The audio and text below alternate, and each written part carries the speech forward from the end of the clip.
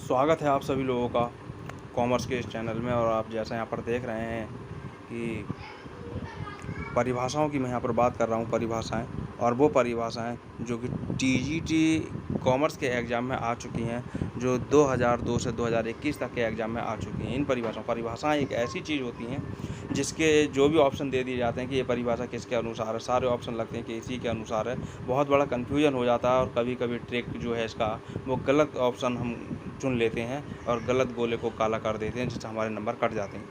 तो इसी को मैं लेकर के आया हूँ 2002 से 2021 तक के कॉमर्स के टीजीटी के एग्ज़ाम में जो परीक्षाएं पूछी गई हैं उनको। तो बने रहिए मेरे साथ में और वीडियो को शुरू करते हैं। सारी परिभाषा को देखें, ज़रूर सफलता हाथ लगेगी।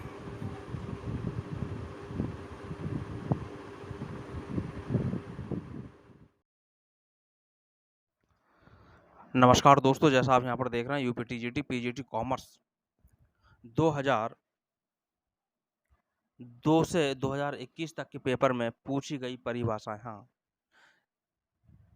इसी चीज़ में मात खाई जाती है। यही परिभाषाएं याद नहीं रह पाती हैं। जो परिभाषा दे दी गई होती है या कोई कथन दे दिया गया होता है और पूछा जाता है कि ये परिभाषा किस प्रोफेसर के द्वारा या किस विद्वान के द्वारा ये परिभाषा दी गई है, या ये कथन किस विद्वान का है। जो कि ऑप्शन में 3 या 4 ऑप्शन में जो दे रखे होते हैं, 3 ऑप्शन अगर दे रखे होते हैं तो एक चौथा ऑप्शन हो जाता है इनमें से कोई नहीं। 4 ऑप्शन दे रखे होते हैं, चारों में नाम दे रखे होते हैं, वो चारों नाम कन्फ्यूज करते हैं और लगता है कि वे सब एक जैसे ही नाम हैं। तय नहीं हो पाता है एकदम से कि वो परिभाषा या कथन किसके अनुसार है। आज हम इसी के बारे में बात करने जा रहे हैं। और जो शायद मैं आप यहाँ पर देख रहे हैं 2002 से 2021 तक के पेपरों में जो पूछी गई परिभाषाएं वो हैं। और उसमें भी मैं ये बना रहा हूँ पार्ट 1, यानी कि जब पार्ट 1 बन रहा है तो आगे और भी वीडियो इसकी बनेगी। तो देर ना करते हुए वीडियो को शुरू करते हैं। तो जैसा आप यहाँ पर देख रहे हैं वो आपको मिल चुका है 2021 तक के पेपर की। यहाँ पर परिभाषाएं यहाँ पर दी गई हैं और यहाँ से आपको क्वेश्चन मिलेंगे, ऑप्शन मिलेंगे, आंसर मिलेंगे। एक बात कहना चाहूँगा, अगर आवाज़ कम आ रही तो ईयरफोन या हेडफोन का यूज करें, जिससे कि आवाज़ सही सही आप तक पहुँच सके। और मैं यहाँ पर ज़्यादा स्पष्टीकरण नहीं दूंगा, व्याख्या इसकी नहीं करूँगा, सीधे सीधे आंसर दूंगा। अगर आप आंसर इसकी व्याख्या सही चाहते हैं तो कमेंट बॉक्स में ज़रूर लिखना। अगली वीडियो में आगे ज़रूर व्याख्या सहित पूरी परिभाषाओं की पूरी वीडियो बनाएंगे। तो पहला क्वेश्चन जैसा आप यहाँ पर देख रहे हैं कि प्रबंध की निम्न परिभाषा किसके द्वारा दी गई है। परिभाषा क्या है उसको देखते हैं। वही परिभाषा जो दी गई है यहाँ पर, वो दी गई है कि प्रबंध यह जानने की कला है कि क्या करना है तथा उसे करने की सर्वोत्तम एवं सुलभ तरीका क्या है। उसे करने का जो तरीका है वो सुलभ वाला कौन सा है। ऑप्शन यहाँ पर दे रखे हैं। FW टेलर क्या ये नहीं हो सकता है? हेनरी फ्यूल क्या नहीं हो सकता है? EFL ब्रेंच नहीं हो सकता है? या ओलिवर शेल्डन नहीं हो सकता है? अगर आपने लोगों ने खूब इसको पढ़ा होगा तब तो आप क्लियर कर सकते हैं, अन्यथा क्या होगा, तुक्का तुक्का लगाने से कोई भरोसा नहीं है कि वो हमारा सही लगे या गलत लगे। भाई यहाँ पर जो राइट आंसर है वो हमारा, पहले हम गलत को देख लेते हैं। ओलिवर यहाँ पर नहीं है, हेनरी फ्यूल यहाँ पर नहीं है, EFL ब्रेंच भी नहीं है। राइट आंसर हमारा होता है पहला, यानी FW टेलर की ये परिभाषा थी। मेन बात जो यहाँ पर है कि प्रबंध यह जानने की कला है कि क्या करना है और उसे कैसे किया जाए जो कि वो सुलभ और सर्वोत्तम तरीके से हो सके।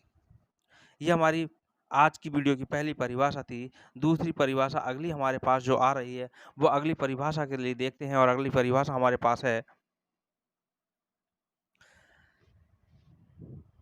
दूसरा क्वेश्चन है कि किसने कहा है। भाई क्या कहा, ये कथन है यहाँ पर ये कि मुद्रा में वे सभी वस्तुएं सम्मिलित हैं जिन्हें समाज में सर्वग्राह्यता प्राप्त है। क्या मार्शल का ये कथन है, या कीन्स की है, या क्राउथर की है, या फिर एली की है? तो भाई यहाँ पर राइट आंसर जो होगा वो हमारे पास में फोर्थ होगा, ये प्रोफेसर एली के अनुसार, इनके अनुसार ये इनकी कही हुई ये बात है। अगले क्वेश्चन की ओर बढ़ रहे हैं और अगला क्वेश्चन हमारे पास में, अगली जो परिभाषा वो हमारे पास है वो दे रखी है, उद्देश्यों द्वारा प्रबंध सिद्धांत की अवधारणा को प्रसारित किया गया था। ये क्वेश्चन मैं समझता हूँ सभी को मालूम होगा। उद्देश्यों द्वारा प्रबंध, manage by management by objective. तो यहाँ ऑप्शन दे रखा है हेरल्ड कूंज द्वारा, हेरल्ड कूंज यहाँ पर है, राल्फ डेविस द्वारा है, एच एल केंट के द्वारा है, या पीटर एफ डिरकर के द्वारा। तो भाई यहाँ पर राइट आंसर जो है वो हमारे पास में होगा पीटर एफ डिरकर के द्वारा।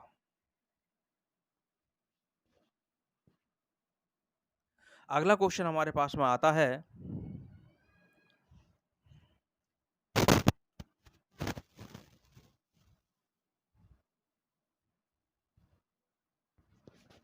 हॉथॉर्न परीक्षण किन के द्वारा किए गए हैं? इनके द्वारा किए गए हैं, जैसा भी यहाँ पर दे रखा है। तो इनमें से ऑप्शन हमारे पास में दिए गए हैं। जो पहला ऑप्शन हमारे पास में है George Elton Mayo, George Elizabeth Mayo, George Eugene Mayo और जॉर्ज म्यो। यहाँ पे सेम नाम है, यहाँ पर सेम मिलते जुलते नाम यहाँ पर दिखाई दे रहे हैं। यहाँ पर 100% यहाँ पर कन्फ्यूजन हो जाता है अगर क्वेश्चन हमारा बहुत अच्छे से पढ़ा हुआ नहीं है। तो यहाँ पर राइट ऑप्शन जो हमारा होगा वो राइट ऑप्शन होगा जॉर्ज एल्टन मेयो। पहला ही ऑप्शन यहाँ पर हमारा राइट हो जाएगा। और अगले क्वेश्चन की ओर बढ़ रहे हैं, और अगला क्वेश्चन हमारे पास में आता है,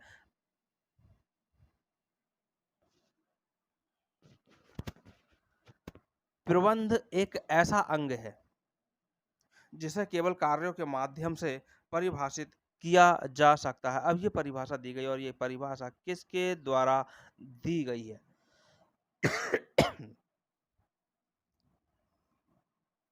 भाई यहाँ पर हमारे पास में ऑप्शन में दे रखा, पहला ऑप्शन है एडम स्मिथ, और दूसरा ऑप्शन हमारे पास में दे रखा जॉर्ज टेरी के द्वारा। अगला ऑप्शन हमारे पास में दे रखा है पीटर एफ डिरकर के द्वारा। ये जो यहाँ पे है डकर नहीं है, ये डिरकर शब्द है, डिरकर के द्वारा, या फिर हेनरी फेयोल के द्वारा।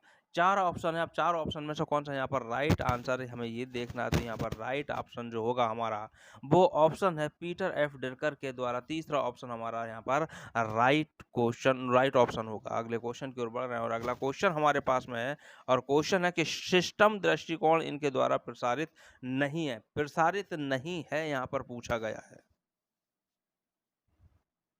तो किसके द्वारा प्रसारित किया गया है, किसके द्वारा ये प्रचारित किया गया है, उसको पहले अगर हमें पता है तो हम सही आंसर को टिक लगा सकते हैं। लेकिन यहाँ जो पूछा है नेगेटिव पूछा है वो हमें देखना है। भाई यहाँ पर अगर WG स्कॉट की अगर हम बात करें तो ये इसमें सम्मिलित थे, रॉबर्ट इसमें सम्मिलित थे, JD थॉमसन इसमें सम्मिलित थे, नहीं थे। वो कौन नहीं थे? पीटर डिरकर नहीं थे। यही तो पूछा है, नेगेटिव ही तो पूछा है। तो राइट आंसर हमारे पास में सी, ये तीसरा हो जाएगा पीटर डिरकर, पीटर एफ डिरकर जो कि नाम है। अगले क्वेश्चन की ओर बढ़ रहे हैं, और अगला क्वेश्चन हमारे पास है, अर्थशास्त्र का जनक कहा जाता है। भाई किसको कहा जाता है अर्थशास्त्र का जनक? सभी को मालूम होगा, सबसे इम्पोर्टेंट अर्थशास्त्र के मैटर में सबसे पहला क्वेश्चन जो आता है वो इसी में से यही आता है, इसी को पूछा जाता है। नंबर 1 पर इसको रखा जाता है क्वेश्चन पूछने में। तो ऑप्शन हमारे पास में दे रखे हैं, ये दिख ही रहे हैं आपको। भाई मैक्स मूलर यहाँ पर दे रखा है, कार्ल मार्क्स यहाँ पर दे रखा है, एडम स्मिथ दे रखा है, सैमुअलसन यहाँ पर दे रखा है। चार ऑप्शन दे रखे हैं, चार ऑप्शन यहाँ पर दे रखे हैं। तो यहाँ पर जो राइट आंसर हमारा होगा वो तीसरा होगा एडम स्मिथ। एडम स्मिथ को अर्थशास्त्र का जनक कहा जाता है। लेकिन अगर यहाँ पर बात पूछी गई होती कि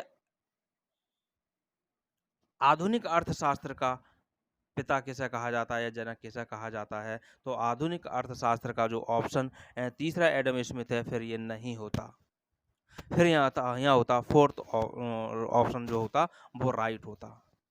एक बार ये क्वेश्चन आया और उस क्वेश्चन में जो चौथा ऑप्शन है वो नहीं दिया गया और एडम स्मिथ को ही दिया गया, तो फिर वहीं पर राइट उसको माना जाएगा, और या फिर आयोग इसको क्वेश्चन को मूल्यांकन प्रक्रिया से इसको बाहर कर देगा।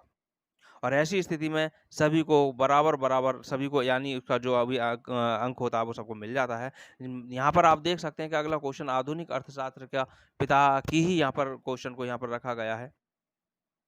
इम्पोर्टेंट यहाँ पर ये क्वेश्चन है, आप देख सकते हैं ऑप्शन जो है माल्थस है, एडम स्मिथ है, रॉबिन्स है और मार्शल है। लेकिन मैंने अभी बताया था ऊपर क्वेश्चन में कि आधुनिक अर्थशास्त्र की अगर बात करें तो वो आधुनिक के यही होते हैं, सैमुअलसन। लेकिन यहाँ ऑप्शन में नहीं दे रखा है, तो ऐसी स्थिति में एडम स्मिथ को ही लगाना होगा।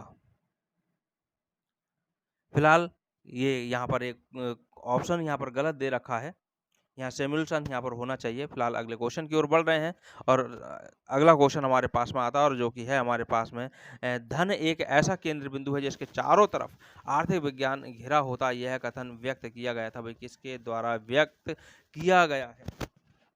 धन संबंधी यहाँ पर बात आ रही है, धन संबंधी। तो यहाँ पर ऑप्शन में भी दे रखा है। अब ऑप्शन में क्या दे रखा है? ऑप्शन हमारे पास में है, एडम स्मिथ है या अल्फ्रेड मार्शल है या फिर जे एम्किंस है या फिर कौटिल्य है। धन एक ऐसा केंद्र बिंदु है जिसके चारों तरफ आर्थिक विज्ञान घिरा होता है। राइट ऑप्शन यहाँ पर होता है अल्फ्रेड मार्शल। अगले क्वेश्चन की ओर बढ़ रहे हैं और अगला क्वेश्चन हमारे पास में आता है, बुरी मुद्रा अच्छी मुद्रा को चलन से बाहर कर देती है। बुरी मुद्रा अच्छी मुद्रा को चलन से बाहर कर देती है। पहले तो इसका अर्थ समझ में आना चाहिए। मान करके चलें आपके पास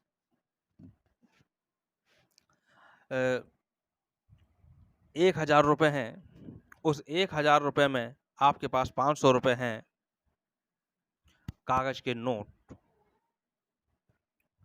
और कुछ नोट कागज के हैं जो उनमें से किसी ना किसी तरह से उसमें या तो वो धुल गए हैं या उनमें कोई कट लग गया है, या फिर सिक्के।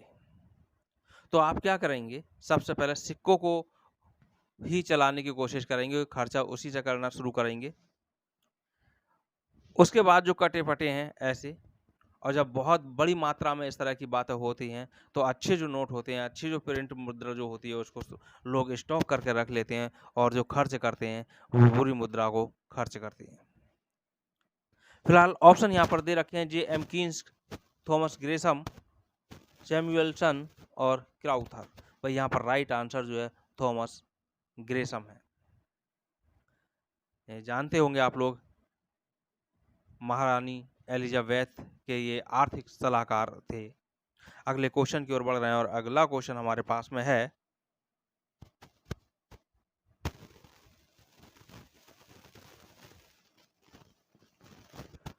वह मुद्रा जो मुद्रा का कार्य करे। वह मुद्रा जो मुद्रा का कार्य करे।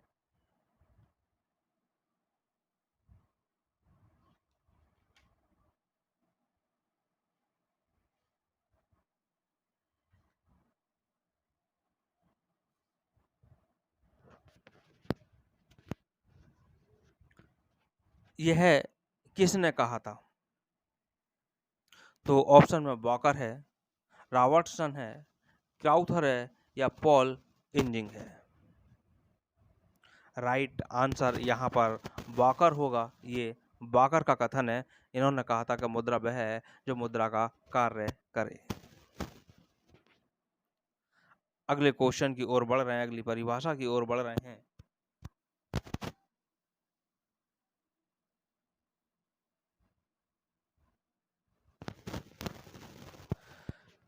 घटती सीमांत उपयोगिता के नियम का प्रसार किया गया था। घटती सीमांत उपयोगिता। ऑप्शन हमारे सामने यहाँ पर हैं।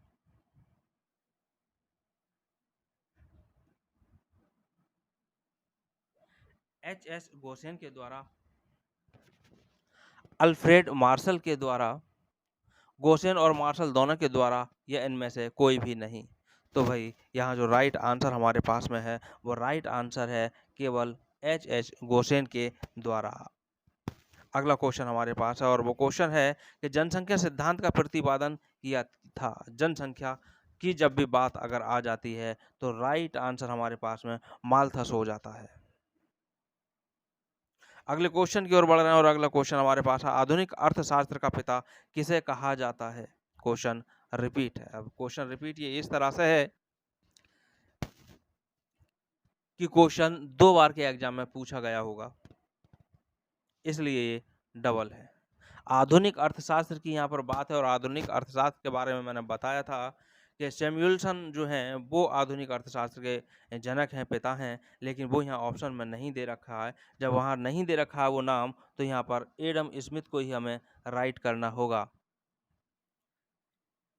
अगले क्वेश्चन की ओर बढ़ रहे हैं और अगला क्वेश्चन हमारे पास में होगा, लेकिन इस क्वेश्चन को मैं बता दूं, अगर यहाँ पर नेगेटिव मार्किंग है इस क्वेश्चन में, अगर नेगेटिव अगर कोई आप एग्जाम दे रहे हैं नेगेटिव मार्किंग है, तो फिर वहाँ पर इसको बिल्कुल भी टिक न लगाएं, छोड़ दें इस क्वेश्चन को। अगले क्वेश्चन की ओर बढ़ रहे हैं और अगला क्वेश्चन हमारे पास है, उस भारतीय का नाम बताइए जिसने अर्थशास्त्र में नोबेल पुरस्कार प्राप्त किया। यहाँ पर भारतीय की यहाँ पर बात पूछी गई है और अर्थशास्त्र में नोबेल की बात यहाँ पर की गई है, तो ये जाना पहचाना नाम आपका यहाँ पर तीसरा ऑप्शन है, प्रोफेसर अमर्त्य सेन यहाँ पर है। अगला क्वेश्चन हमारे पास में आता है और जो क्वेश्चन हमारे पास है, अर्थशास्त्र धन का विज्ञान है, यह परिभाषा दी गई। धन का विज्ञान, धन का विज्ञान की अगर यहाँ पर बात आ रही है तो एडम स्मिथ ही यहाँ पर राइट आंसर इनका होगा। अगले क्वेश्चन की ओर बढ़ रहे हैं और अगला क्वेश्चन हमारे पास में है, मांग शब्द का अभिप्राय मांगी गई उस मात्रा से लगाया जाना चाहिए जो निश्चित कीमत पर क्रय की जाती है। राइट ऑप्शन यहाँ पर हमारे पास में होगा प्रोफेसर पेंसन या प्रोफेसर जे.एस. मिल या फिर प्रोफेसर बेनहम या फिर प्रोफेसर मेयर्स। राइट आंसर यहाँ हमारा तीसरा होगा, प्रोफेसर बेनहम। अगला क्वेश्चन हमारे पास में आता है और वो क्वेश्चन हमारे पास में है कि पूर्ण प्रतियोगिता वह बाजार की स्थिति है या बाजार स्थिति है जिसमें बहुत सी फर्म एक समान वस्तुएं बेचती हैं और इनमें से किसी भी फर्म की यह स्थिति नहीं होती है कि वह बाजार की कीमत को प्रभावित कर सके। यह परिभाषा दी गई है श्रीमती रॉबिन्सन के द्वारा या फिर प्रोफेसर लेफ्टविच के द्वारा या फिर प्रोफेसर एडम स्मिथ के द्वारा या फिर प्रोफेसर मार्शल के द्वारा। भाई राइट आंसर यहाँ हमारे पास प्रोफेसर लेफ्टविच के द्वारा, ये हमारा राइट आंसर यहाँ पर होगा। अगले क्वेश्चन की ओर बढ़ रहे हैं और अगला क्वेश्चन हमारे पास में है,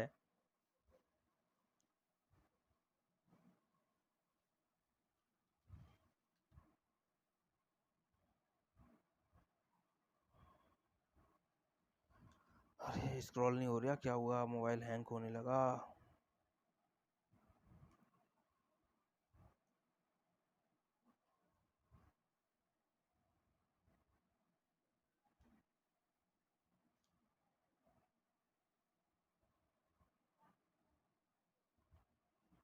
हट नहीं रहा है भाई ये सिंबल।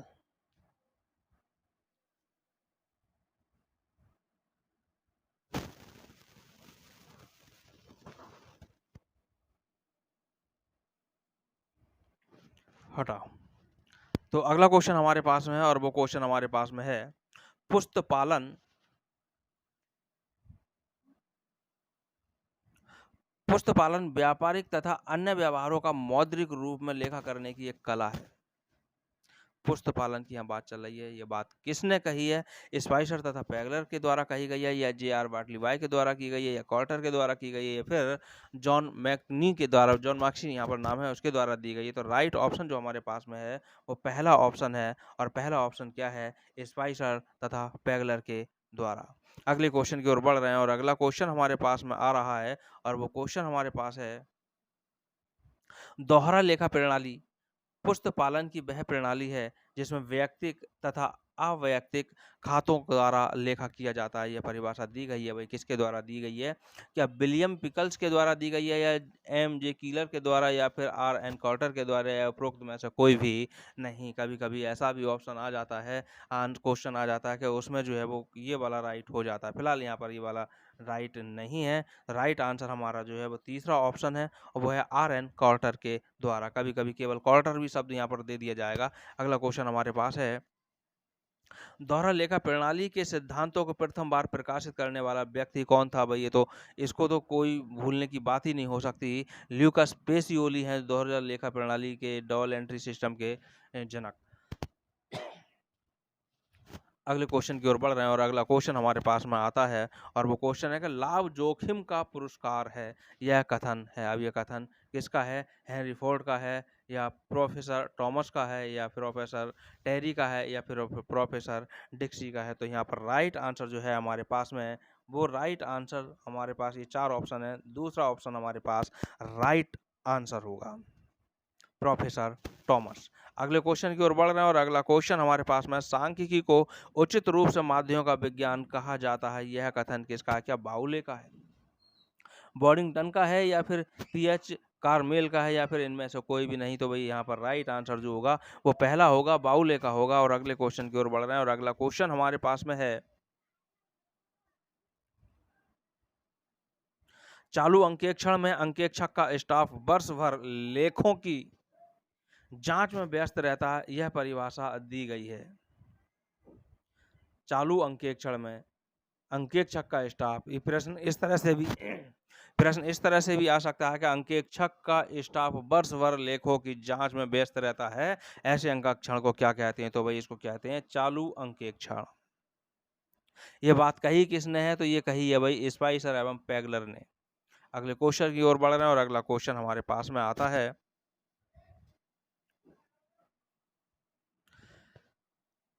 प्रारंभिक लेखों की पुस्तकों में लिखे जाने वाले लेखों की सत्यता की जांच करना प्रमाणन कहलाता है।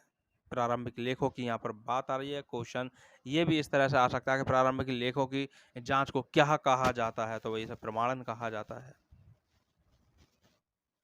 किसके द्वारा ये बात कही गई है? ये परिभाषा किसकी है? डीपॉल की है, या जोसेफ लंकास्टर की है, या फिर बॉटलीवाय की है, या फिर मार्शल की है? राइट आंसर यहाँ पर बॉटलीवाय का होगा, यानी तीसरा ऑप्शन यहाँ पर राइट होगा। और अगला क्वेश्चन हमारे पास में आ रहा है और वो क्वेश्चन हमारे पास है, प्रबंध प्रबंध के बाद यहाँ पर नियोजन कॉमा होना चाहिए। प्रबंध नियोजन तथा साहसी की क्रियाओं पर नियंत्रण रखने की प्रक्रिया है, यह परिभाषा दी गई है। भाई किसके द्वारा दी गई है? EFL वेच के द्वारा, खाली वेच भी यहाँ पर लिखा हो सकता है, लॉरेंस के द्वारा, या फिर थियो हेमैन के द्वारा, या उपरोक्त में से कोई नहीं? तो यहाँ पर राइट आंसर जो होगा EFL ब्रेंच के द्वारा यहाँ पर ये परिभाषा दी गई है। और अगला क्वेश्चन हमारे पास में है, वो क्वेश्चन हमारे पास में है कि प्रबंध केवल निर्णय करने तथा मानव की क्रियाओं पर नियंत्रण करने की विधि है ताकि निर्धारित लक्ष्यों की प्राप्ति हो जाए, यह परिभाषा दी गई है। यह परिभाषा किसके द्वारा दी गई है? जेम्स एल लुंडी के द्वारा दी गई है, या स्टैनली वेंस के द्वारा दी गई है, या फिर प्रोफेसर किम्बाल एंड किम्बाल के द्वारा, या फिर पीटर एफ डिरकर के द्वारा ये परिभाषा दी गई है?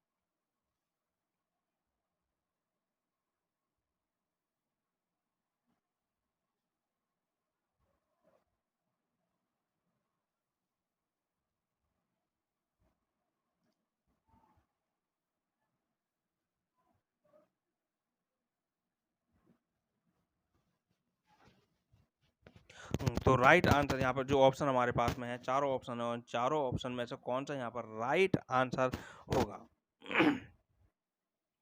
तो राइट आंसर जो हमारा वो है स्टैनले वेंस, यानी दूसरा ऑप्शन यहाँ पर हमारे पास राइट आंसर होगा। और अगला क्वेश्चन हमारे पास में है, मानसिक क्रांति मूलाधार है, मानसिक क्रांति जो है मूलाधार है, वो काहे की है? वैज्ञानिक प्रबंध की है, या फिर व्यावसायिक संयोजन का है, या फिर विवेकीकरण का है, या विकेंद्रीकरण का? तो ये राइट आंसर जो है वो वैज्ञानिक प्रबंध का है। और अगला क्वेश्चन हमारे पास में है, वो क्वेश्चन हमारे पास में है, किसी सामान्य उद्देश्य अथवा उद्देश्य की प्राप्ति के लिए विशिष्ट अंगों का मैत्रीपूर्ण समायोजन संगठन कहलाता है। ये कथन किसका है? डेविस का है, या उर्विक का है, या फिर स्प्रीगल का है, या फिर हैने का है?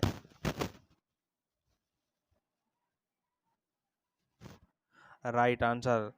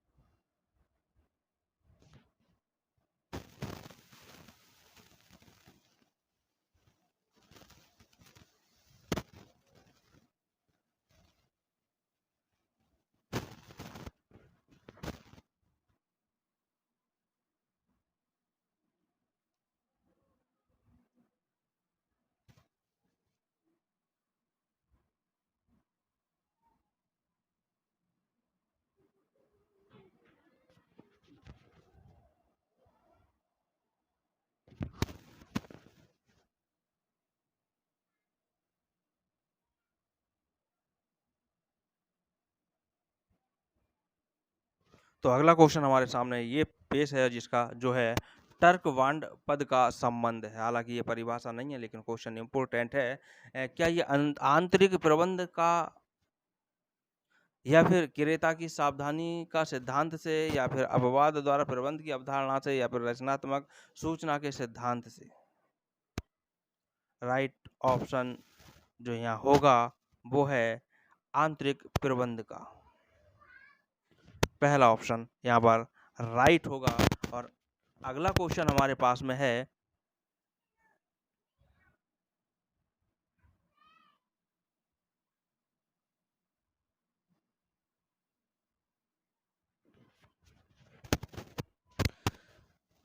क्वेश्चन है परिसीमित विवेकता की अवधारणा देन है। परिसीमित विवेकता की अवधारणा जो देन है, क्या जॉर्ज और टेरी की है, या पीटर एफ डिरकर की है, या फिर हर्बर्ट ए साइमन की है, या फिर आर एस डावर की है?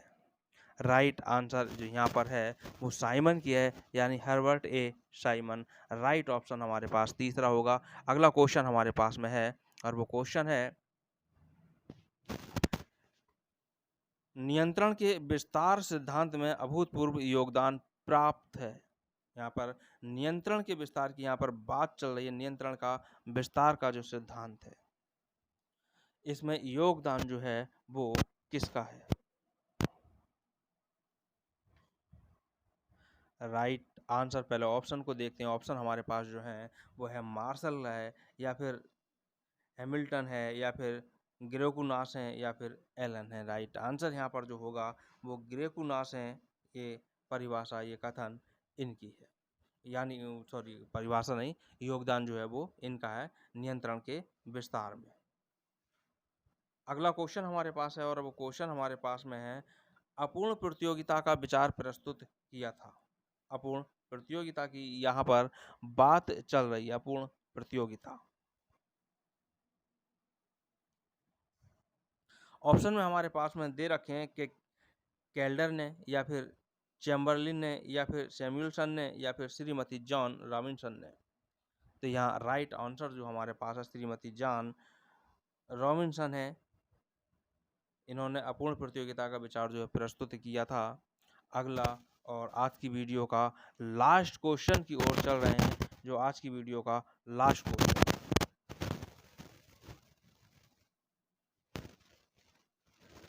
क्वेश्चन है निम्न में से कौन सा मुद्रा के मूल्य निर्धारण का सिद्धांत है? मुद्रा के मूल्य का निर्धारण का सिद्धांत।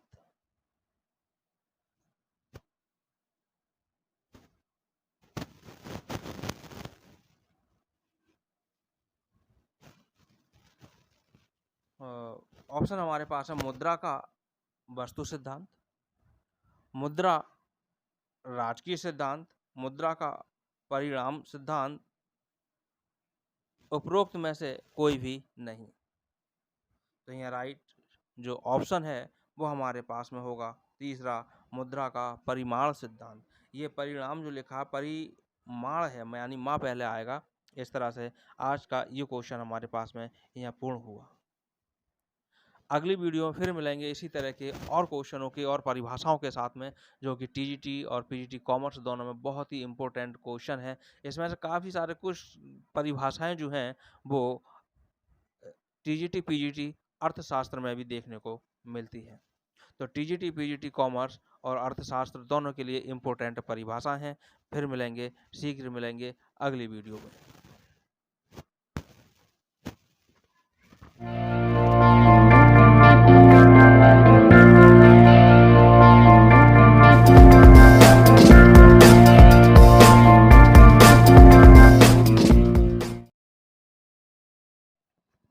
नमस्कार दोस्तों, जैसा आप यहाँ पर देख रहे हैं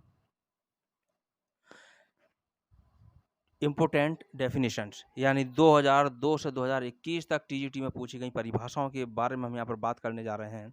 और इसमें हम यहाँ पर 30 क्वेश्चनों को सॉल्व करेंगे, 30 डेफिनेशन होंगी। और इससे पिछली वीडियो में पार्ट 1 में मैंने ये जो इसको बना रहे हैं, ये पार्ट 2 बना रहे हैं और पार्ट 1 बना चुके हैं। और पार्ट 1 में जो थे 35 क्वेश्चन मैं वहाँ पर परिभाषाओं से संबंधित ला करके दे चुका हूँ वहाँ पर, और बहुत ही इंपॉर्टेंट क्वेश्चन है। तो इनको बिल्कुल वाकई में इनको रट्टा मार दो, घोल कर पी जाओ, इनको इतना पढ़ो कि ये घोल कर अपने आप पी जाए पानी की तरह। इनको बिल्कुल ऐसा कर दिया जाए, जब क्वेश्चन आ तो पानी की तरह तुरंत इस पर टिक लगा दिया जाए। तो देर ना करते हुए शुरू करते हैं अगली 30 परिभाषाओं की। और अगर पिछली वीडियो अगर नहीं देखी है 35 क्वेश्चन की, तो आप उसको प्ले लिस्ट में जा करके ज़रूर देखें, जिससे कंप्लीट हो जाए।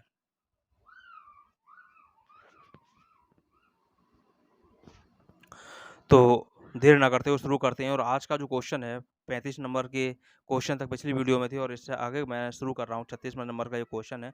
इसमें क्वेश्चन है कि माल्थस के जनसंख्या सिद्धांत के अनुसार निम्न में से कौन सा कथन सही नहीं है। यहाँ पर पूछा गया है निगेटिव क्वेश्चन, जो ये भी है, इस तरह से भी ये पूछा जा सकता है कि जनसंख्या सिद्धांत के जो प्रतिपादक हैं वो कौन है, तो राइट आंसर उसका होता माल्थस। यहाँ पर इस तरह से भी क्वेश्चन आ जाता है, कई बार परीक्षाओं में आया है।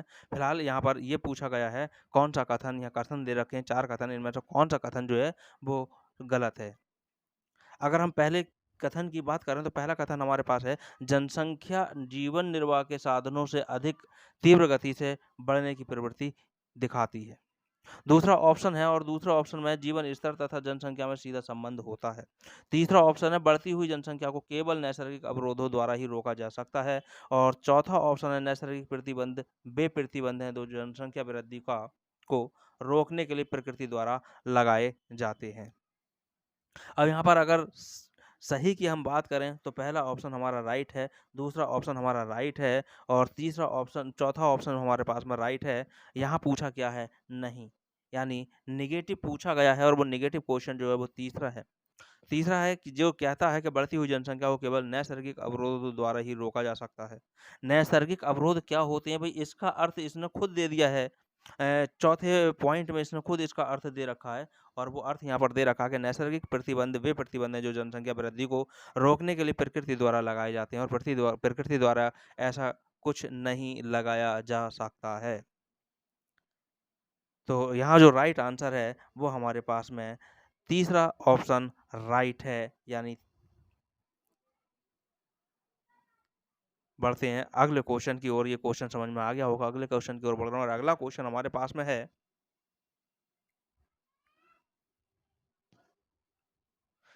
निम्न में से कौन सा वक्तव्य सही है। यहाँ पर सही वाला पूछा गया है कि यहाँ पर जो है वो सही है, वो कौन सा है।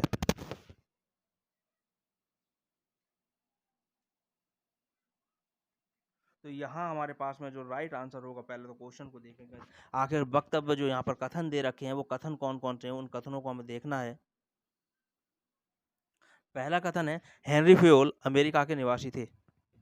दूसरा ऑप्शन हमारे पास में, ये पहला हो गया, दूसरा है वैज्ञानिक प्रबंध के पिता एल्टन मियो को माना जाता है। और तीसरा ऑप्शन है मानवीय संबंध दृष्टिकोण का प्रतिपादन हेनरी फ्योल ने किया था। चौथा ऑप्शन जो है प्रबंध में व्यवहारवादी दृष्टिकोण का श्रेय फोर्ड फाउंडेशन को है, या इनको दिया गया है। यहाँ पर हमें क्या देखना है, सही वाला ऑप्शन देखना है। तो यहाँ जो सही वाला ऑप्शन हमारे पास में है, वो सही वाला ऑप्शन हमारे पास नंबर 4 का ही है, यानी यही हमारे पास में राइट होगा, और सही वाला ही पूछा गया है। हेनरी फ्योल को यहाँ पर अमेरिका का निवासी बताया गया है, जो कि गलत है, क्योंकि ये फ्रांस के प्रबंध शास्त्री थे। ये फ्रांस के थे। और वैज्ञानिक दूसरे ऑप्शन में, यानी कि पहला ऑप्शन हमारा गलत हो गया, दूसरे ऑप्शन में है वैज्ञानिक प्रबंध के पिता जो है वो एल्टन मियो है। काय के कहा गया वैज्ञानिक प्रबंध की यहाँ पर बात चल रही, तो वैज्ञानिक प्रबंध के एल्टन मियो नहीं है, FW टेलर थे, यानी कि ये वाला भी हमारा ऑप्शन यहाँ पर गलत हो जाता है। और तीसरा कह रहा है कि मानवीय संबंध दृष्टिकोण का प्रतिपादन हेनरी फ्योल ने किया था, जबकि ये भी गलत है, क्योंकि मानवीय संबंध दृष्टिकोण का जो प्रतिपादन किया था वो हेनरी फ्योल ने नहीं, एल्टन मियो ने किया था। इससे भी हमारे पास में 4 क्वेश्चन हमारे पास तैयार हो जाते हैं कि हेनरी फ्योल जो हैं अमेरिका के नहीं, यानी भी पूछा जा सकता है प्रश्न में कि कहाँ के निवासी थे, तो ये जो थे फ्रांसीसी अर्थशास्त्री थे। फ्रांसीसी अर्थशास्त्री यानी प्रबंध के बारे में इन्होंने किया है, तो प्रबंध शास्त्री थे। और वैज्ञानिक प्रबंध के पिता जो हैं वो एल्टन म्यो नहीं, एफ.डब्ल्यू. टेलर हैं। और मानवीय संबंध दृष्टिकोण का जो प्रतिपादन है हेनरी फेयोल है, वो नहीं है, एल्टन म्यो है। इस तरह से ये भी क्वेश्चन हमारे पास में 4-5 इसी क्वेश्चन हमारे पास तैयार हो जाते हैं। अगले क्वेश्चन की ओर बढ़ रहे हैं और अगले क्वेश्चन को देखते हैं क्या कहता है अगला क्वेश्चन। अगला क्वेश्चन हमारे पास में है, एक बात को कहूँगा, अगर आवाज़ नहीं आ रही तो आवाज़ के लिए आप ईयरफ़ोन या हेडफ़ोन का यूज़ ज़रूर करें, जिससे सही-सही ये आवाज़ आप तक पहुँच सके।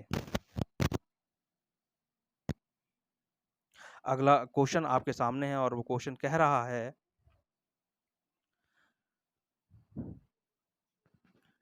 निम्न कथनों में से कौन-सा कथन रॉबिन्स की परिभाषा, यहाँ पर रॉबिन्स की परिभाषा के सार को बताता है? ये क्वेश्चन यहाँ पर कहा गया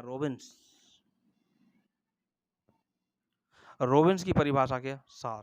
पहला ऑप्शन जो हमारे पास में यहाँ पर है कि अर्थशास्त्र राष्ट्रों के धन के स्वरूप तथा कारणों की खोज से संबंधित विषय है, पहला ऑप्शन। दूसरा ऑप्शन कह रहा है अर्थशास्त्र मानव जीवन के सामान्य व्यवसाय का अध्ययन है। और तीसरा ऑप्शन कह रहा है अर्थशास्त्र सीमितता का विज्ञान है। और चौथा और जो ऑप्शन है वो कह रहा है दुर्लभ साधनों के आवंटन का तथा रोजगार, आय और आर्थिक विकास के निर्धारक तत्वों का अध्ययन है। यहाँ पर हमारे पास में 4 दे रखे हैं और इन चारों में से जो पूछा गया है वो पूछा गया है रॉबिन्स की परिभाषा का सार इनमें से कौन सा है?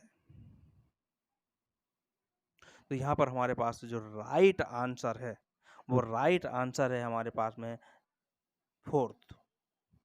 अर्थशास्त्र दुर्लभ साधनों के आवंटन का तथा रोजगार, आय और आर्थिक विकास के निर्धारक तत्वों का अध्ययन है।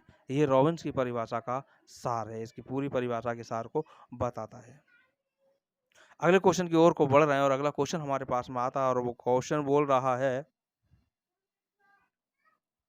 बहुत ही इंपॉर्टेंट क्वेश्चन है, प्रबंधन के कार्यों को अभिव्यक्त करने के लिए शॉर्ट में ये दे दिया गया पोस्ट कॉर्ब सूत्र दिया था या किसके द्वारा सूत्र दिया गया है, किसके द्वारा दिया गया है? पहली बात तो यहाँ पर ये पूछी गई है। तो ऑप्शन में दे रखा है लूथर गुलिक के द्वारा दिया गया था, क्या हेनरी फ्योल के द्वारा दिया गया है, फिर अर्नेस्ट डेल के द्वारा दिया गया था, या फिर इनमें से किसी के द्वारा नहीं दिया गया है, किसी और के द्वारा दिया गया है? तो राइट आंसर यहाँ पर है लूथर गुलिक के द्वारा ये दिया गया है।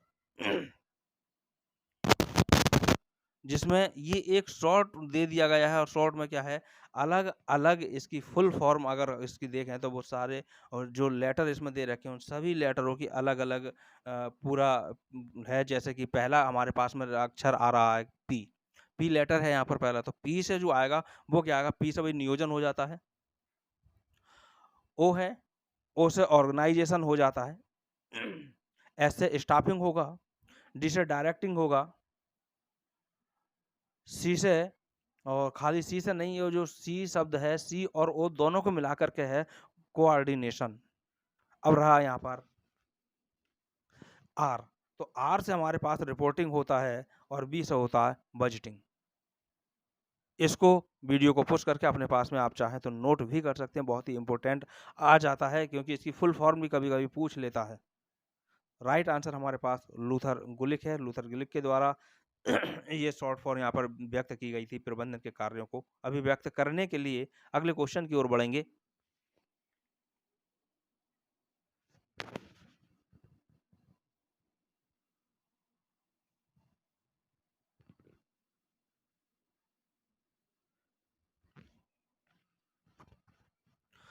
अगला क्वेश्चन हमारे पास में है प्रबंध करने से आशय पूर्वानुमान लगाने व नियोजन करने से है, आदेश देने से है, समन्वय करने तथा नियंत्रण करने से है। ये किसके शब्द हैं या किसने इसको परिभाषित किया है, ये कथन किसका है, पूछा गया है। यहाँ पर ऑप्शन में दे रखा है, पहला ऑप्शन दे रखा है कूंट तथा ओडोनिल। क्या ये नहीं हो सकते हैं?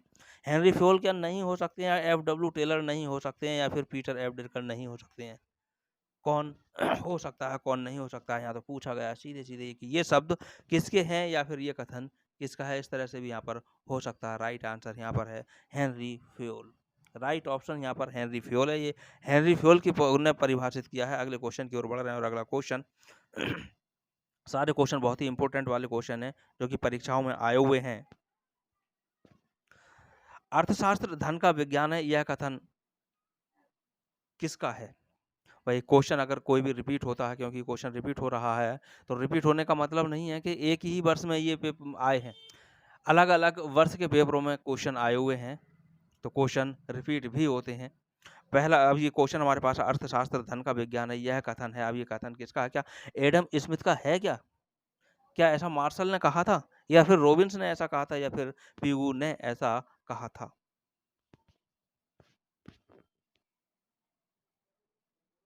कुछ आपने पिछली वीडियो में ये क्वेश्चन आ चुका है, पिछली वीडियो में अगर आपने देख रखी है पिछली वीडियो, तो आप इसको देखें और आइडिया लगाएं कि इसका जो राइट आंसर होगा वो कौन सा इसका राइट आंसर होगा। बिल्कुल बिल्कुल आइडिया लगाएं।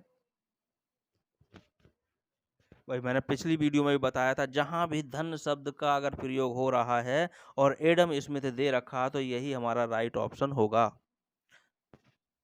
अगले क्वेश्चन की ओर बढ़ रहे हैं और अगला क्वेश्चन हमारे पास में आता है।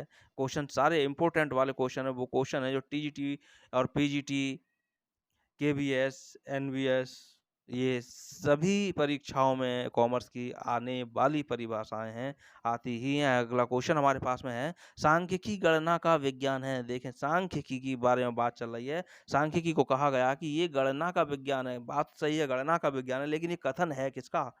क्या बाउले का है, क्या कैंडॉल का है, या फिर वार्डिंगटन का है, या फिर किंग का है? तो ये राइट आंसर जो इसका है, बाउले का है। सांख्यिकी गणना का विज्ञान है, यह बाउले ने कहा है, बाउले का कथन है। अगले क्वेश्चन की ओर बढ़ रहे हैं और अगले क्वेश्चन को देखते हैं। लगान की सर्वप्रथम स्पष्ट व संतोषजनक व्याख्या दी गई थी, भाई किसके द्वारा दी गई थी? क्या एडम स्मिथ के द्वारा दी गई थी, या मार्शल के द्वारा दी गई थी, या जे.एच. मिल के द्वारा दी गई थी, या फिर रिकार्डो के द्वारा दी गई थी? राइट ऑप्शन हमारे पास में ऑप्शन चारों दे रखे हैं, कौन सा राइट ऑप्शन है ये हमें देखना है। संतोषजनक यानी कि लगान के बारे में यहाँ पर पूछा गया, लगान के बारे में रिकार्डो, प्रसिद्ध रिकार्डो का सिद्धांत। अगले क्वेश्चन की ओर बढ़ रहे हैं और अगला क्वेश्चन हमारे पास में आता है, निम्न कंपनियों में से किसे टाटा एनर्जी रिसर्च इंस्टीट्यूट पुरस्कार मिला है? जो यहाँ ये दे रखा है टाटा एनर्जी रिसर्च इंस्टीट्यूट, इसी को शॉर्ट फॉर्म यहाँ पर दे दी गई है, जैसे बोला जाता है टेरी। क्या Shri Ram jute production limited को मिला था, या सोसासाई पेपर मिल्स लिमिटेड को यहाँ पर दिया था, या सुंदरी रबर मिल्स को दिया गया था, या एशिया राम टेक्सटाइल्स लिमिटेड को दिया गया था? भाई वीडियो को देखते देखते बीच में लाइक भी करते रहें, अच्छे अच्छे कमेंट भी करते रहें। लाभ अगर आपको दिखता हो वीडियो से तो इसको शेयर भी जरूर करते रहें। और इसका जो राइट आंसर हमारे पास में, वो राइट आंसर हमारा पहला है, Shri Ram jute production limited को टेरी का जो पुरस्कार है वो मिल चुका था। अगले क्वेश्चन की ओर बढ़ रहे हैं और अगला क्वेश्चन हमारे पास है, डाल्टन योजना का संबंध। अब डाल्टन योजना का जो संबंध है वो किससे है? क्या मिस एलन पार्क से है, या कोयल वेन कुक से है, या थॉर्नडाइक से है, या फिर इनमें से कोई भी नहीं है? भाई राइट आंसर जो है, डाल्टन योजना क्या है? शिक्षा की प्रणालियों में से है, शिक्षा से संबंधित है। राइट ऑप्शन जो है मिस हेलेन पार्क अर्स्ट जो है वो राइट इनका आंसर है। अगले क्वेश्चन की ओर बढ़ रहे हैं। मैंने पहले भी कहा था, पिछली वीडियो में भी कहा था, इसमें भी कहूँगा, अगर व्याख्या सहित, पूरी व्याख्या सहित अगर आपको वीडियो चाहिए तो कमेंट में ज़रूर कमेंट करें, कमेंट बॉक्स में। बिल्कुल अगली वीडियो में लेकर के आएंगे जिसमें व्याख्या सहित होगी। व्याख्या इसलिए और नहीं कर रहे हैं पूरी तरह से, क्योंकि वीडियो बहुत बड़ी हो जाती है, जैसे अपलोड करने में काफ़ी सारी दिक्कतों का सामना करना पड़ता है। आप लोग अच्छे से जानते हैं कि मेरे पास ज़्यादा साधन नहीं है, बिना साधनों के मैं वीडियो बना रहा हूँ। क्वेश्चन है, अर्थशास्त्र में नोबेल पुरस्कार पाने वाले पहले व्यक्ति का नाम बताइए। अर्थशास्त्र में नोबेल पुरस्कार की यहाँ पर बात चल रही है और पहले व्यक्ति की यहाँ पर बात चल रही है। ऑप्शन हमारे पास दे रखे हैं, रेंजर फ्रिश और जॉन रिंगवर्सन। दूसरा है गुनुआर मिरार्ड और F. वेयर। तीसरा ऑप्शन है पॉल सैमुअल्सन। चौथा है मिल्टन फाइडरन। यहाँ पहले बहुत अच्छे से समझ लें, नोबेल पुरस्कार की बात चल रही है और पहले व्यक्ति की बात यहाँ पर चल रही है, और यहाँ ये नहीं लिखा है कि भारत के अर्थशास्त्री की बात चल रही है या फिर विश्व के अर्थशास्त्रियों में से जिसे मिला है उसकी बात चल रही है, स्पष्ट नहीं दिया गया है। लेकिन भारत में जो मिला है जिसको नोबेल पुरस्कार सबसे पहले, उसका यहाँ पर नाम नहीं दे रखा है, उसका यहाँ पर नाम नहीं दे रखा है। तो यहाँ राइट ऑप्शन जो है यहाँ पर वो हमारा पहला वाला ही है, रेंजर फ्रिस और जॉन रिंगवर्सन। सबसे पहले विश्व की यहाँ पर बात है, विश्व की, तो विश्व में सबसे पहले इन्हीं को मिला है। अगर भारत की बात करें तो अमर्त्य सेन हैं, जिनको 1998 में सबसे पहले अर्थशास्त्र का नोबेल पुरस्कार प्रदान किया गया भारत में। फिलहाल ये विश्व की है, तो विश्व के हिसाब से इन दोनों लोगों को संयुक्त रूप से दिया गया था। अगले क्वेश्चन की ओर बढ़ रहे हैं और अगला क्वेश्चन हमारे पास है, देखें इसकी व्याख्या कुछ मैंने थोड़ी सी लिख भी रखी है कि रेंजर फ्रिस, जॉन रिंगवर्सन को संयुक्त रूप से यहाँ पर दिया गया है और भारत के जो अर्थशास्त्री हैं 1998 में इनको मिला है, अमर्त्य सेन। तो अगला क्वेश्चन हमारे पास में, और वो क्वेश्चन आपको यहाँ दिखाई दे रहा है, और वो क्वेश्चन हमारे पास है, रिकार्डो के लगान सिद्धांत के अनुसार लगान ऑब्लिक किराया, किराया ही एक तरह से लगान होता है, उत्पन्न होता है किसके कारण? भाई किसके कारण उत्पन्न होता है? रिकार्डो के यहाँ पर क्वेश्चन आपने अभी देख ही लिया कि लगान से संबंधित क्वेश्चन आया था कि किसने प्रतिपादित किया था, तो रिकार्डो ने।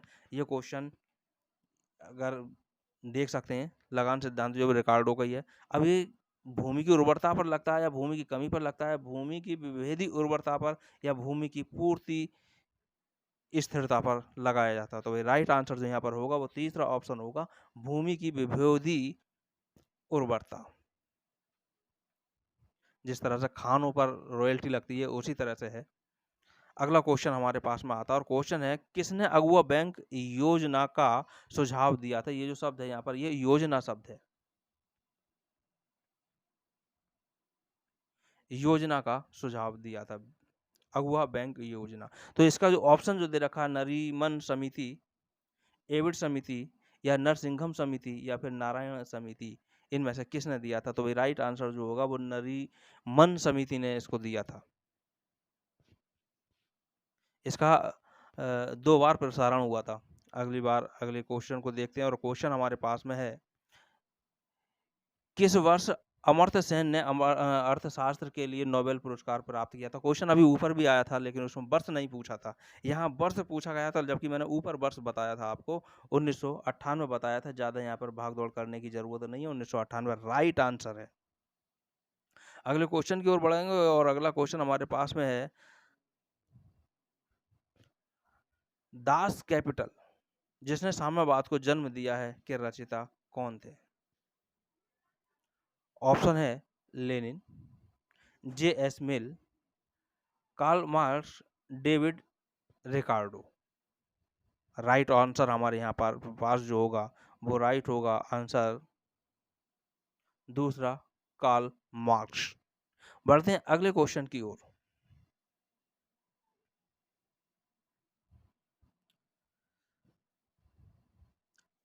अब अगला क्वेश्चन हमारे पास में है कि मैनेजमेंट बाय ऑब्जेक्टिव किसके द्वारा विकसित किया गया था? यानी शॉर्ट में आपने पिछली वीडियो में भी देखा था, MBO, उद्देश्यों द्वारा प्रबंधन। तो ये जो ऑप्शन में हमारे पास दे रखा है, FW टेलर है, हेरोल्ड कुंज है और विलियम्स स्यूट जो है, पीटर F डिरकर है। ये जो शब्द यहाँ पर है ये डिरकर शब्द लिखा हुआ है। राइट ऑप्शन जो हमारे पास में है वो हमारे पास पीटर F डिरकर है, यानी चौथा ऑप्शन हमारे पास। तो अगला क्वेश्चन भी आपके सामने है, जो कि दल भावना को प्रबंध के एक सिद्धांत के रूप में निरूपित करने वाला व्यक्ति जो था वो कौन था? ऑप्शन में हमारे पास में दे रखा है, FW टेलर है, सिरिल ओ डोनेर है या हेनरी फ्योर है या फिर पीटर F डिरकर है। ये शब्द जो यहाँ पर डिरकर है, आपको जहाँ भी डिरकर शब्द मिलेगा वो मेरे पास यहाँ पर डकर शब्द ही मिलेगा, क्योंकि मैं मोबाइल से ही सब कुछ करता हूँ और उसमें इसका जो कोड है वो कार्य नहीं कर रहा है, इसलिए यहाँ पर डकर शब्द मिलेगा, लेकिन ये डिरकर शब्द है। और इसका जो राइट आंसर है वो भी यही है, पीटर F डिरकर, पीटर F डिरकर। अगले क्वेश्चन की ओर बढ़ रहे हैं और अगला क्वेश्चन हमारे पास आता है, आप यहाँ देख सकते हैं, यहाँ पे आपको यहाँ आंसर में दिखाई दे रहा है जो कि ये गलत है, यहाँ पर गलत टाइपिंग मिस्टेक है, ये 4 है 4 ही है, हेनरी फ्यूल नहीं है, 4 ही है राइट आंसर। अगले क्वेश्चन की ओर बढ़ रहे हैं और अगला क्वेश्चन हमारे पास में है, उजरती दर मजदूरी के सिद्धांत का संबंध होना चाहिए। यहाँ पर सेंटेंस कुछ बिगड़ता रहा है कि नहीं, ये का शब्द होना चाहिए तब सेंटेंस बनेगा। उजरती दर मजदूरी के सिद्धांत का संबंध है, भाई किससे संबंध है? मैनेजमेंट बाय ऑब्जेक्टिव, नौकरशाही या फिर प्रशासनिक सिद्धांत या फिर वैज्ञानिक प्रबंध, तो ये राइट आंसर है वैज्ञानिक प्रबंध। अगले क्वेश्चन की ओर बढ़ रहे हैं और अगला क्वेश्चन हमारे पास में आता है और वो क्वेश्चन कहता है, पुस्तक, यहाँ पर पुस्तक का नाम दे दिया है और ये पुस्तक जो है किसके द्वारा लिखी गई है, यही पूछ रहा है कि पुस्तक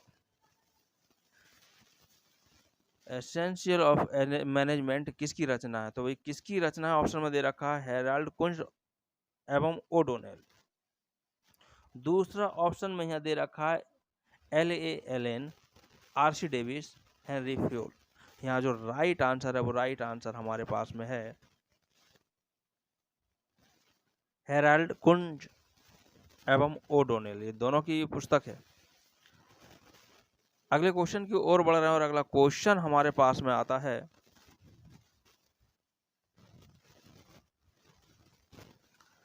पहला विद्वान कौन था जिसने कहा कि प्रबंध प्रशासन से व्यापक होता है?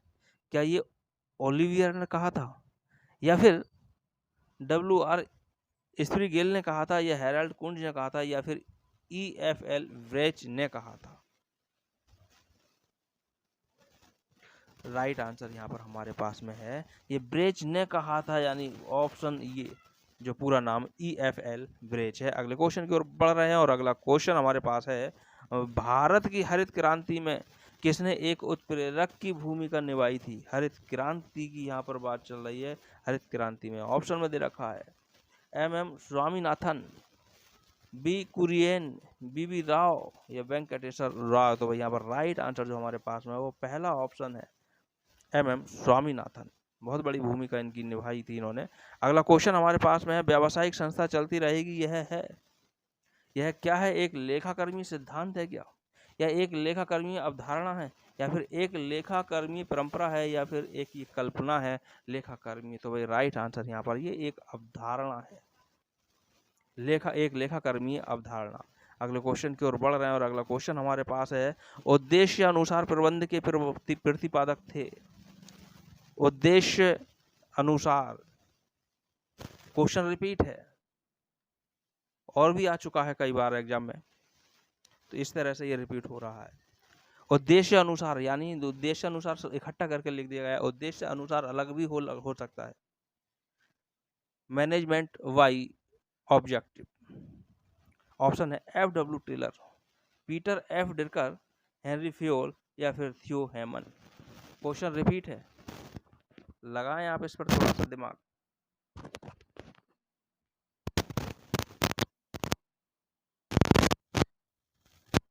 बिल्कुल इस पर लगाएं, इम्पोर्टेंट क्वेश्चन है, आप देख रहे हैं कई बार ये रिपीट हुआ है एग्जाम में। कौन सा ऑप्शन सही हो सकता है, बिल्कुल इसको देखें।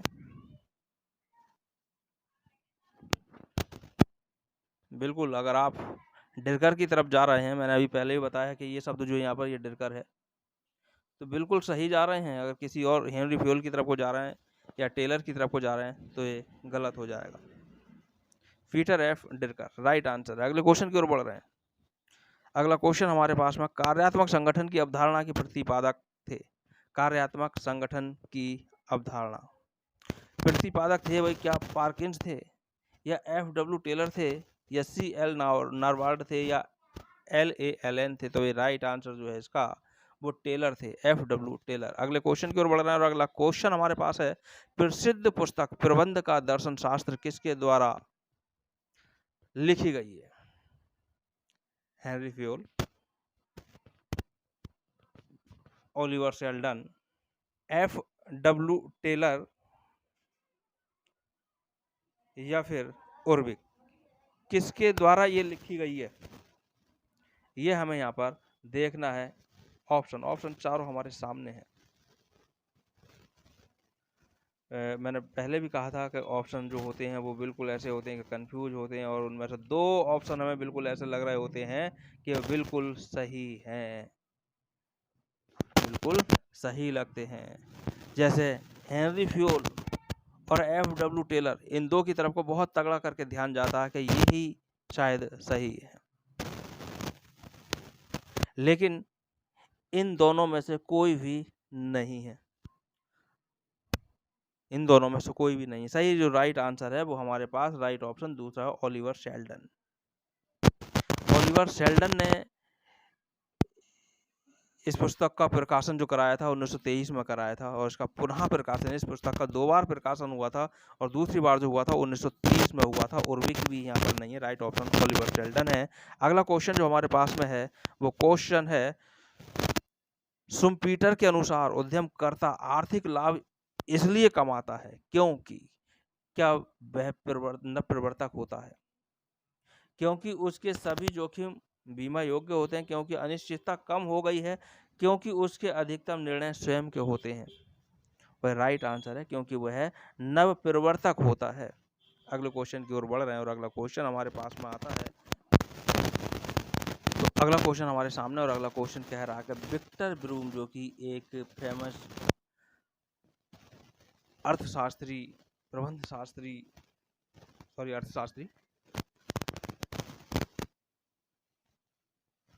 किसके प्रतिपादक हैं? तो भाई क्रमिक आवश्यकता विचारधारा के, या मूल्य प्रत्याशा विचारधारा के, या जेड विचारधारा के, या फिर पथ लक्ष्य विचारधारा के। राइट आंसर यहाँ पर है मूल्य प्रत्याशा विचारधारा।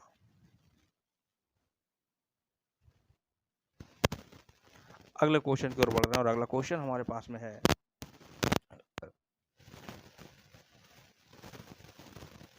एल्टन मियो का मुख्य योगदान निम्न में था। एल्टन मियो की यहाँ पर बात चल रही है, योगदान किसमें था? क्या मानवीय संबंध विचारधारा में था, या प्रबंध का आधुनिक सिद्धांत में था, या रूढ़िवादिता सिद्धांत में योगदान था, या फिर नौकरशाही सिद्धांत में था? तो भाई इनका राइट आंसर जो है वो मानवीय संबंध विचारधारा में इनका योगदान था। अगले क्वेश्चन की ओर बढ़ रहे हैं, और अगला क्वेश्चन हमारे पास में आ रहा है, स्कंद विपणी देश की अर्थव्यवस्था का दबाव मापी है। क्वेश्चन है, स्कंद विपणी, विपणी को जानते हैं, बाजार के बारे में बोला जाता है। स्कंद है तो स्टॉक है, स्टॉक मार्केट। देश की अर्थव्यवस्था का दबाव मापी है, यह जो कथन है वो कथन किसका है? यहाँ पर पूछा गया कि यह जो कथन है वो किसका है? राइट, पहले तो ऑप्शन को देखें हमारे पास में। ऑप्शन जो हमारे पास में है, मार्शल का है, रॉबिन्स का है, बिस्मार्क का है, या फिर J.R.D. टाटा का है। तो यहाँ पर राइट आंसर जो हमारे पास में ये मार्शल का है। मार्शल का कथन है ये कि स्कंद विपणी जो देश की अर्थव्यवस्था का दबाव मापी है। अगले क्वेश्चन की ओर बढ़ रहे हैं, और अगला क्वेश्चन हमारे पास में है, आत्म समन्वय के सिद्धांत की व्याख्या की गई। आत्म समन्वय का सिद्धांत क्या ब्राउन के द्वारा की गई, या न्यूमैन के द्वारा की गई, या फिर पीटरसन द्वारा की गई, या फिर पिलोमैन के द्वारा की गई? राइट आंसर यहाँ पर हमारे पास है ब्राउन। ये ब्राउन के द्वारा की गई है आत्म समन्वय का सिद्धांत।